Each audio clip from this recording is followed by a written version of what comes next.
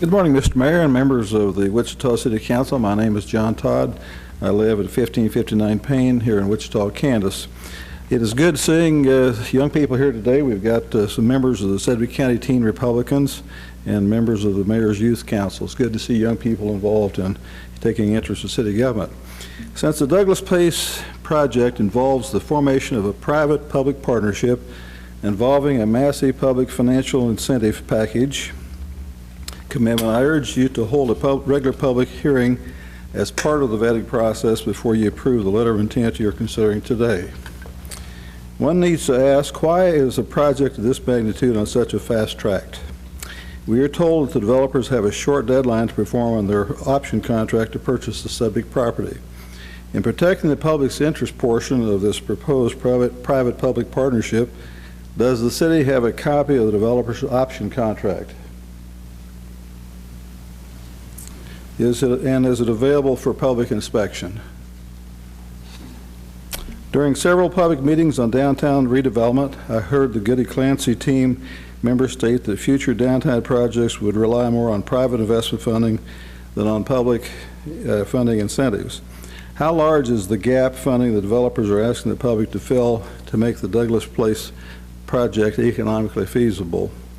Please keep in mind that in recent months we have had a Plainview area grocery store developer and his lobbyists testify before this council that their project would never be built without a massive gap public financing program. After the county commission refused to participate in the TIF funding, the grocery store owner found a way to build this market-driven project, and it is currently under construction without the public investment funding. I am not opposed to the Douglas Place project. I would encourage the developers to build it with their own funds.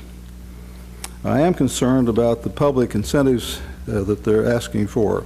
In glancing over the proposed public financing portion of the Douglas Place LLC, it appears to me that it is a great deal for the developers, leaving many unanswered questions about the public benefits associated with the risk in doing the project.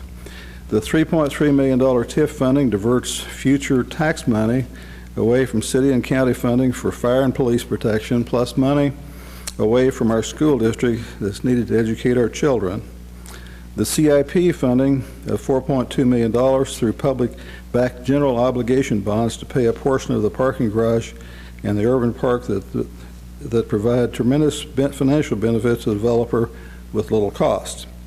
The creation of a 2% Community Investment District CID increases sales tax that is diverted back to the developers. I would suggest that the council members consider, since we have new council members, the notification of prospective patrons. There was a sign that was discussed, and I would suggest that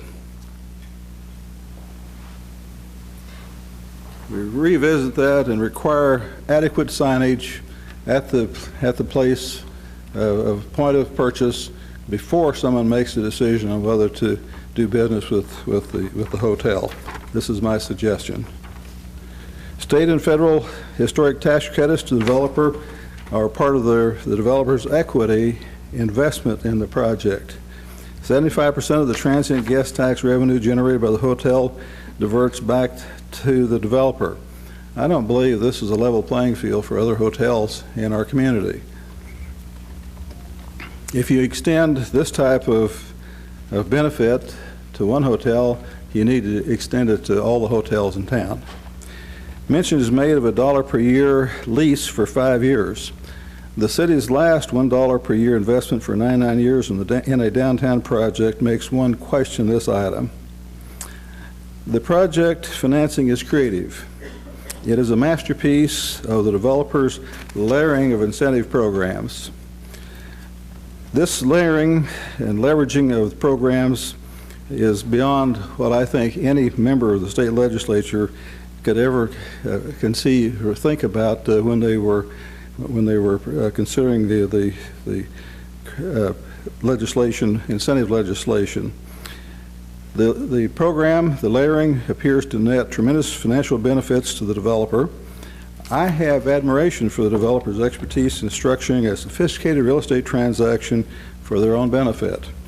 I do question the public portion of this transaction and would suggest that a normal vetting process and not the fast lane program we appear to be following is followed to ensure and protect the public interest in this project.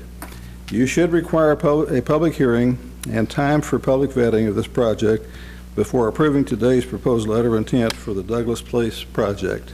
Thank you. Questions? Thank you, sir.